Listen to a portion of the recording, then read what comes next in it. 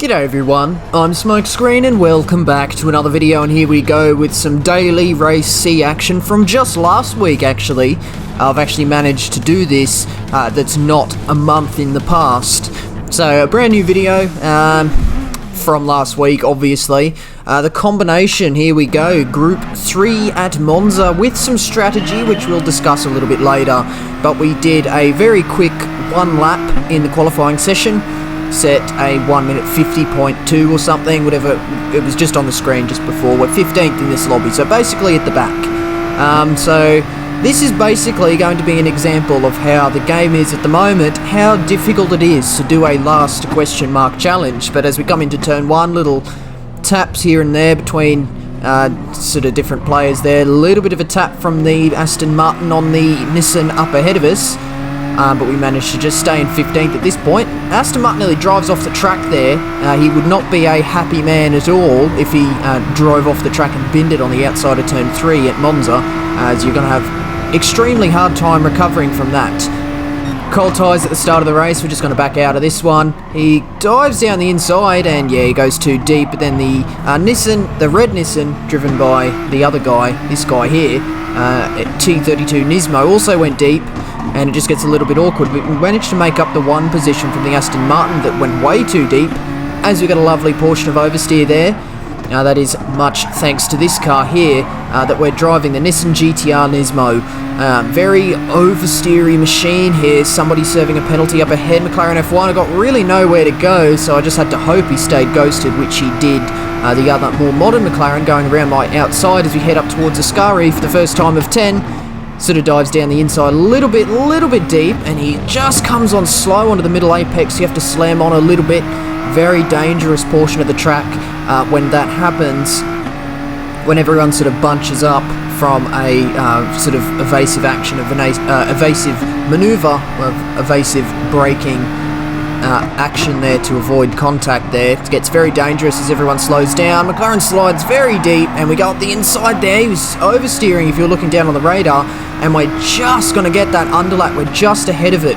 Just ahead of that McLaren. Just before it picks up some speed from slipstream, we slot into the slipstream the McLaren would have gotten.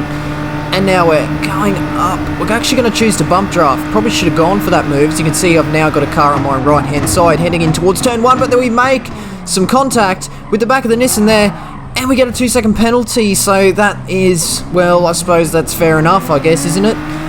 The Nissan just losing the one position to the McLaren there from that bit of contact from me, but we are behind. We're just going to serve the penalty.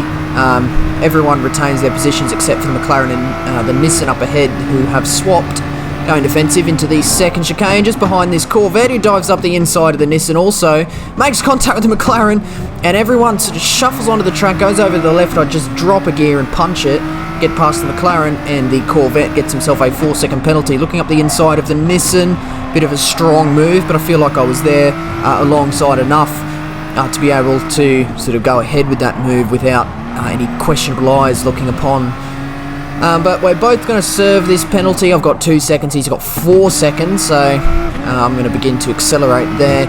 And we just actually get bumped by the McLaren and get another 2-second penalty there. That one was, oh my goodness, it does my head in, that kind of penalty there. McLaren, you can see he loses it on Ascari and does a full 180. And we make up that position. We're down into 14th with another 2-second penalty to serve at this point. So in quite a similar fashion to the first lap with me on the McLaren serving the penalty. That same McLaren tried to do the same to me, but I unfortunately unghosted pretty much 1 pixel in front, and he went into the back of me, and I don't know how I ended up with the penalty, but yeah, I guess the game thought I was trying to punt him off the track, or brake checking him was probably the source of that penalty there, but it is what it is. Basically, you're starting to see how you can get stuck at the back of the pack. So a good fun thing that you used to be able to do was a last question mark challenge, where you deliberately not qualify and see how many positions you could make up.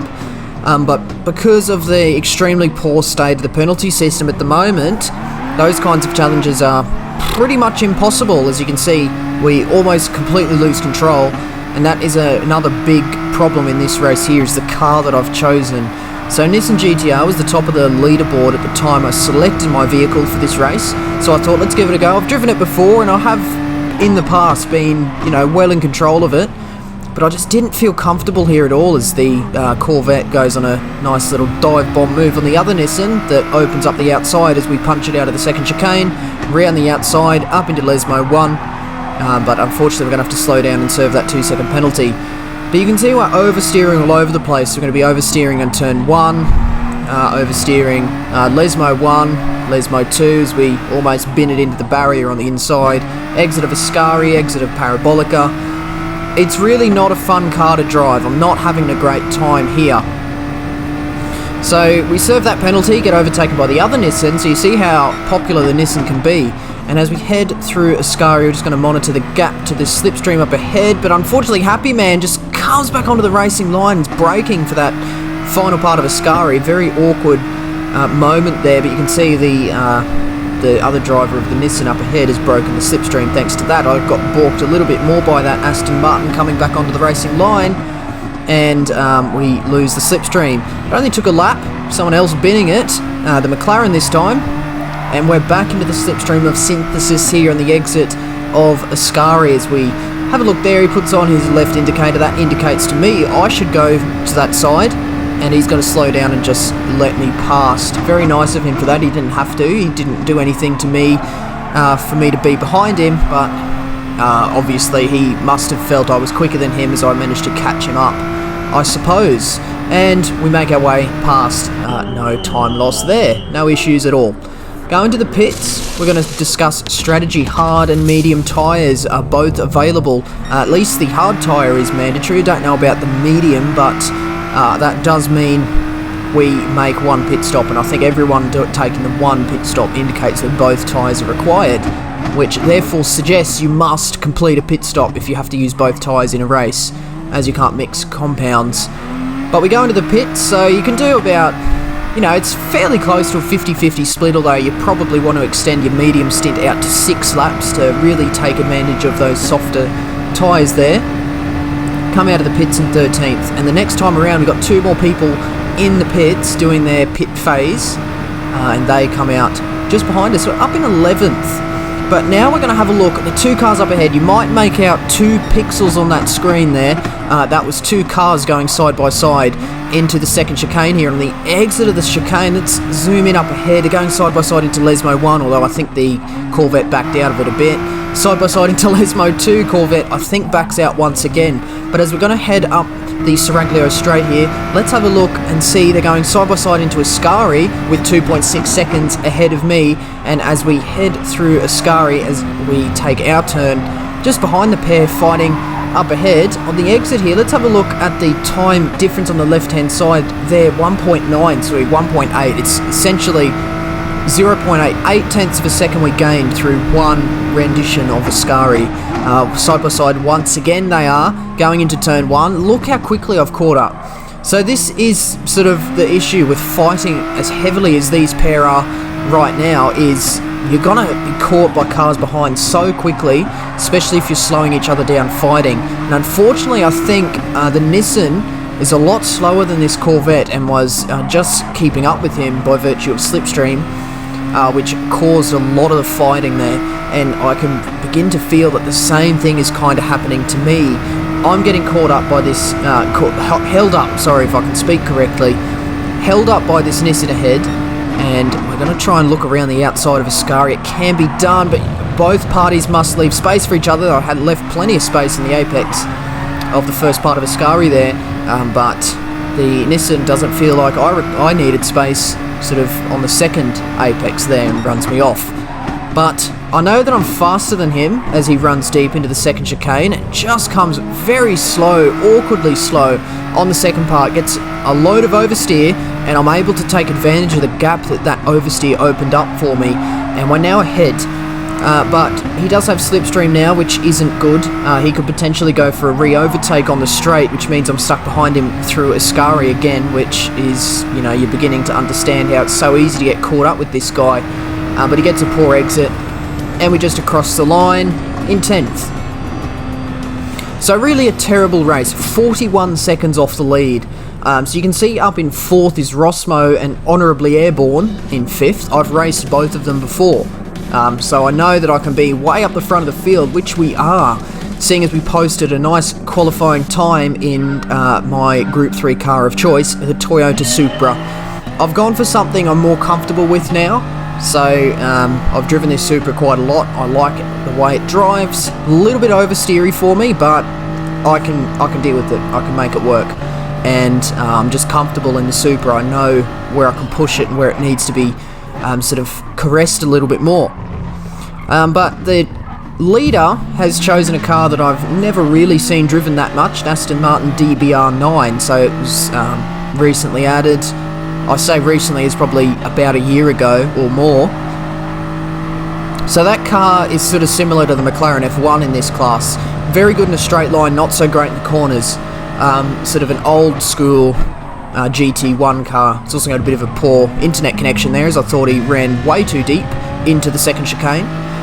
But on the exit, we're just going to keep an eye. Yes, I did have a suspicion he may have picked himself up a penalty for that that second apex there. He did cut it quite a lot, which you can do, but if you just go over the limit, there is a lovely penalty awaiting. But on the exit of Lesmo 2, he gets a poor run, and he just doesn't force the issue there. He knows that I'm going to get past. He's decided to drop in behind and get slipstream down the straight instead. But a lap later, look behind, we have streaked out a little bit of a gap, but he's going to serve the penalty there. And that just means we're 1.6, 1.7, sort of gaining to about 2 seconds. And he kind of sat there until on this edition of Lesmo 1, I make this mistake here on the curb. I just managed to catch it before I completely spin around or completely spear into the inside. I just sort of held it, just sort of counter steered just enough for the car to sort of glance off the barrier rather than sort of nosedive or face plant into the barrier, which would have stopped me dead in my tracks. I do manage to hold on to the first position, but unfortunately the Aston Martin now has slipstream.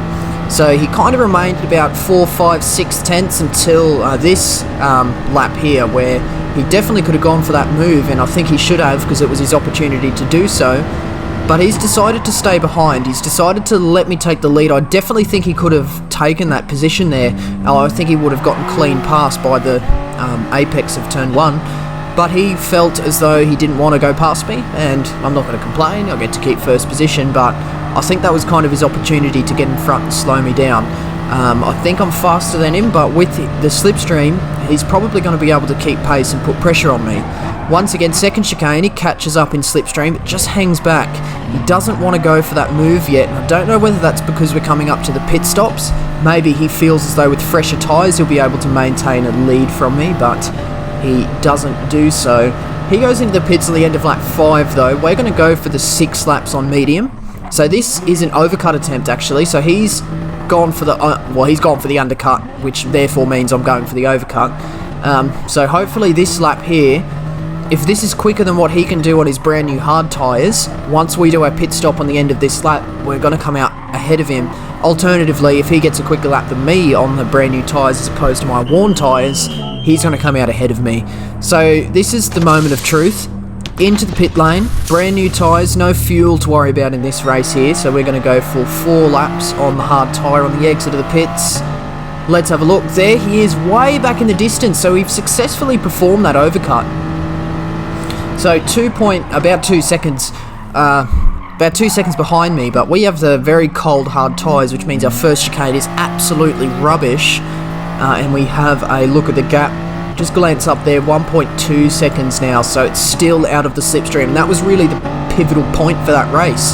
He didn't have the slipstream, therefore I just drove away, and as long as I could make a mistake-free run, which I did, setting some consistent 149s, I was able to streak out a gap of nearly 4 seconds, therefore cleaning up the victory. Wonderful race there, much better than the one before, so it just goes to show you, these days you really do need to qualify up the front of the grid if you want to be contending for race victory. And especially, you know, this game ending or coming to the end of its life, there's going to be less players playing, which means there's going to be sort of top split is going to consist of more lower rated players, which means that if you really want your good clean fights, which you potentially could have gotten in any sort of top split position, at the start of the game's life, you're going to be wanting to be at the front of the grid. But we go out for a brand new qualifying session. I know I can go faster than a 47.8. You can see we're 4 tenths up on this lap after setting a 148.0 on our first lap. So 4 tenths up on that, which means we're 2 tenths up on a 147.8. But unfortunately, we just get the penalty. So you can see, ignoring the track limit. So, you know, that was my fault to be fair, but that penalty just slapping me in the face there. But thankfully, the next couple of laps were good. A 47.4, sorry, and a 47.1.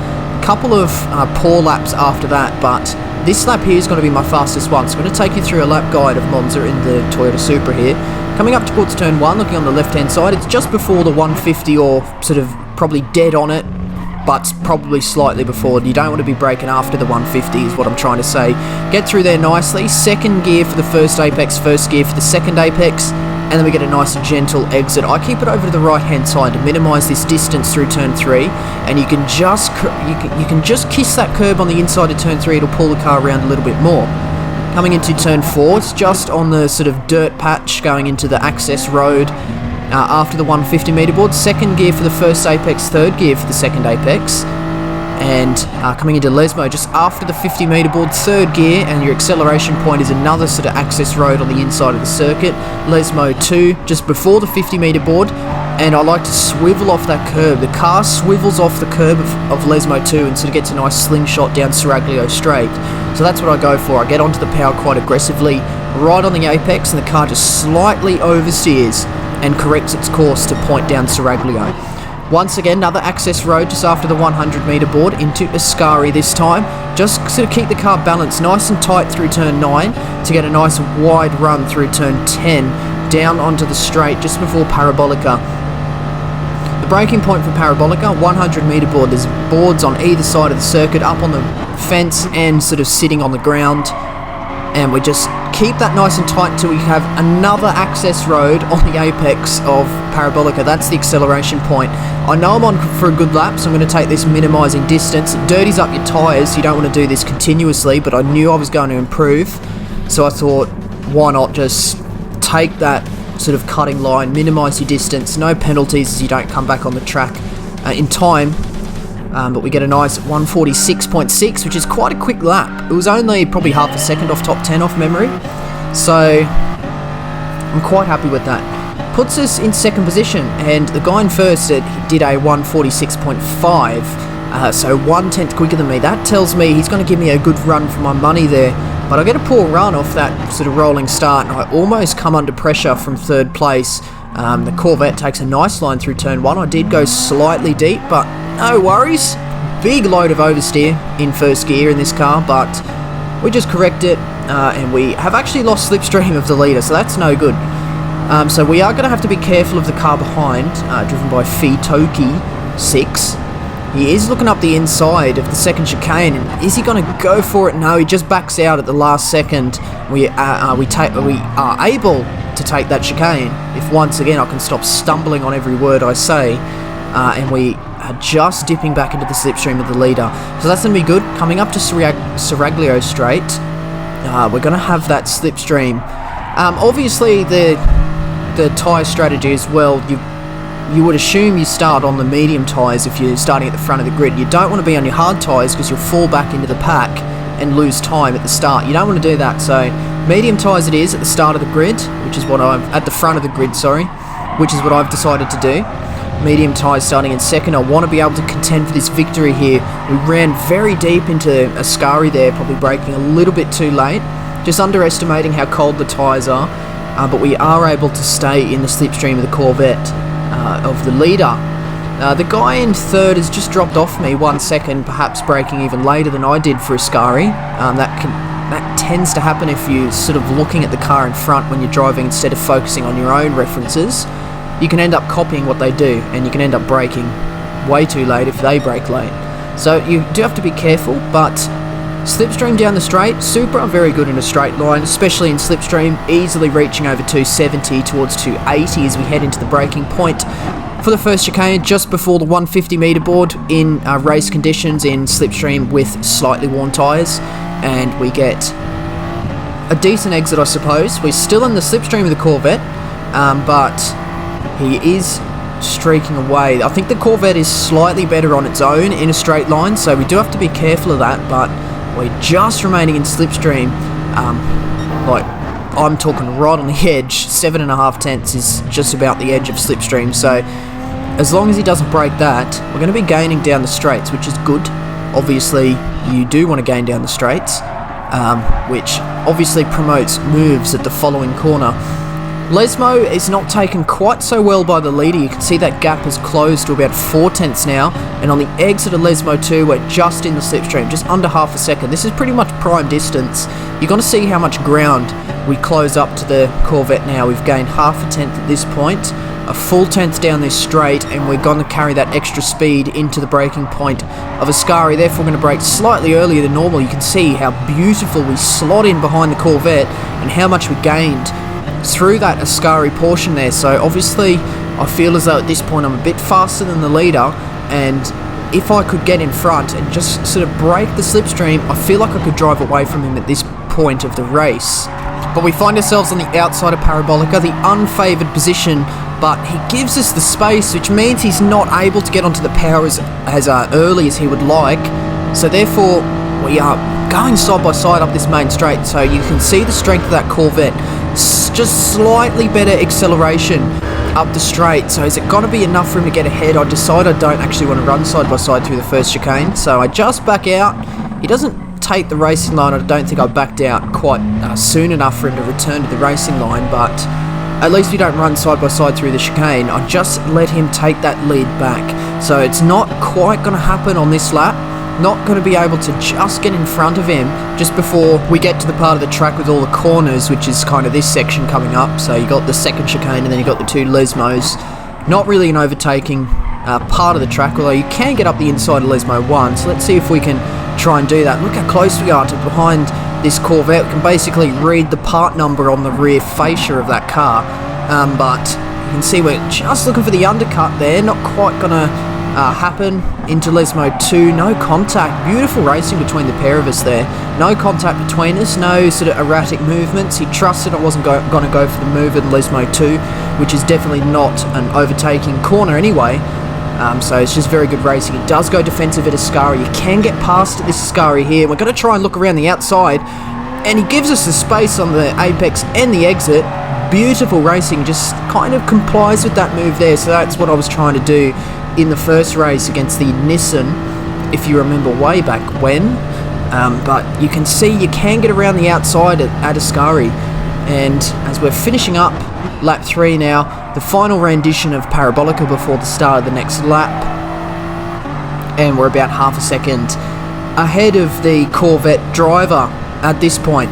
He's under pressure from third place, so we have been fighting a little bit. It's just allowed third place to get himself back into the mix a bit, who's now in slipstream of second, who's in the slipstream of me. So therefore it's not out of the question that the guy in third could potentially catch up to me and begin sort of fighting me for my position. But up the main straight there, we get through there, no worries. He was not close enough in order to get that slipstream past me in that particular occasion. So it just goes to show the Supra can hold its own. You know, he was catching, but I just had enough straight line speed, just had enough grunt down that main straight there in order to not be fallen victim to an overtaking slipstream maneuver. Posting a purple first sector there, so it just goes to show that we probably get a little bit faster than the other guy at the moment, but you can see we get a nice exit from the second chicane and break the slipstream.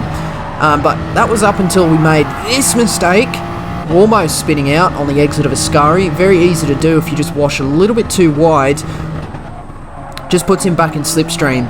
But we're going to find out at this point here, as we look behind, he's going to go into the pits. Have a look at the tyre he's on. He's on the hard tyre the whole time, so getting flashbacks to the Streets of Willow FIA race where I was racing Cody Lutkovsky. He goes into the pits and he's on the hard tyre and I'm on the soft or something. So he's kind of blindsided me with that strategy, and it just explains why I was able to catch up so much ground at Ascari. So you're really loading up the tyres through Ascari, so if you've got a harder tyre you're not going to have as much grip, and it just explains it. He was on the hard tyre while I was on the medium. So this gets interesting now. So he's used up the worst part, he's used up his worst tyre to keep up with me on my best tyre. Therefore, now when I come out of the pits, he's going to drive straight past me as we see, and he's now on the softer tyre, which means he's going to streak out a gap. So, he's really blindsided me with that one, and it was actually the guy in third now, Fitoki, he was on the hard tyre too, so I would say that these pair have been in the same race together and have done a couple of editions of the races. So I reckon Fitoki has copied this guy in first, the Sushi guy. I reckon he's copied his strategy from a previous race. He was flashing me as we sort of exited the first chicane, and he goes up the inside at the second chicane, obviously aware that I'm now on the hard tyre. He's on the medium, and look at that, he just gets the power down on the exit. There's nothing I can do.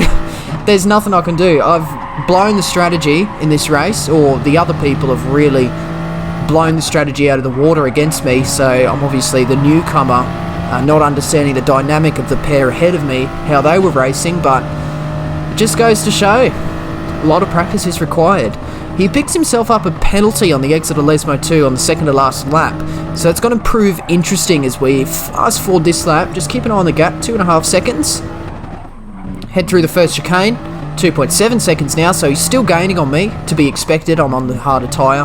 We're going to come around to the portion of the track where he's going to serve the penalty, down the Seraglio straight. This, I was looking at this thinking, could I get into his slipstream and go for a move it to Parabolica and get the second position? It's going to be interesting to see, so we're still not in the slipstream yet until now. We're in slipstream, so as long as you can remain behind for Ascari. Let's have a look here. I'd go slightly deep. Kind of recover it. It's not too bad. You can see through here, he actually makes a bit of a hash at the exit of Ascari, getting too much weight transfer. I'll go into the back of him. I got myself a 1 second penalty. Oh my goodness. We're just trying to race here. I'm not trying to punt him off, but oh well, I suppose he's entitled to now go defensive there. And I'm going to look around the outside. It gives me room again. Very good racing between the pair of us. And I've just got a nose ahead of him. Congratulations to the leader, by the way. Very good strategy. And just a couple of taps side by side. I do come across the line in second, but that 1 second penalty is going to put Fitoki ahead. And he picks up the second position.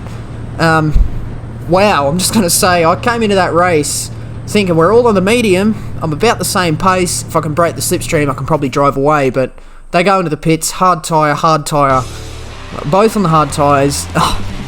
They've just hung out to dry. I do pick up the third position, which I'm happy about, and that honestly, despite me being absolutely put to the ground via strategy, that was a very good race, and I think that was the kind of racing you could expect at the daily race at the top split. Very good. I really should have gone again and tried the hard to medium instead of the medium to hard, but I unfortunately didn't really have time in the week. So that is the race we're going to settle with there. I do hope you enjoyed this one today. Do hit that like button to let me know, and subscribe if you'd like to see more videos from me. So there was quite a bit of a gap between the previous video. That's kind of how I'm going to do things here. I'm just going to make a video as I have a good race. I'm not really out looking and forcing myself to make a video, because then I'll end up not wanting to do it. I'll end up with no motivation. So that's the current state here. But hopefully with the FIA season starting up shortly in a few days' time, actually on the 27th of February, hopefully that means I can get a few more good races and therefore good videos.